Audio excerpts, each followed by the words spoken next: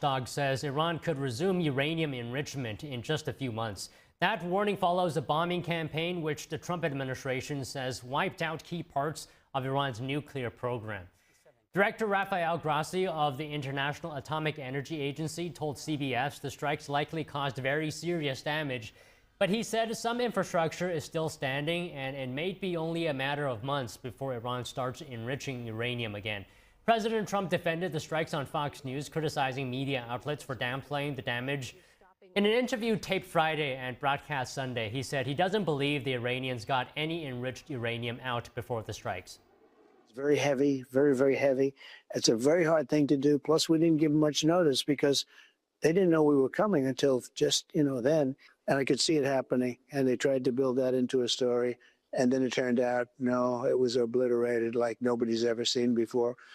And that meant the end to their nuclear ambitions, at least for a period of time. And Trump also said on Fox the sources that leaked the preliminary report on the Iran strikes should be prosecuted. CNN and the New York Times cited a Defense Intelligence Agency report and suggested the strikes were less effective than the Trump administration reported. New satellite images show ongoing activity at Iran's Fordow nuclear enrichment plant, which was struck by U.S. B-2 bombers just over a week ago. The imagery was collected by Maxar Technologies yesterday. Maxar said the pictures show an excavator and several personnel positioned immediately next to the northern shaft on the ridge above the underground complex. The crane also appears to be operating at the entrance to the shaft. According to Maxar, several additional vehicles are also seen below the ridge and are parked along the path that was built to access the site. Joint Chiefs Chairman General Dan Kane said last week that all three nuclear sites sustained extremely severe damage and destruction, but the full damage would take time to assess.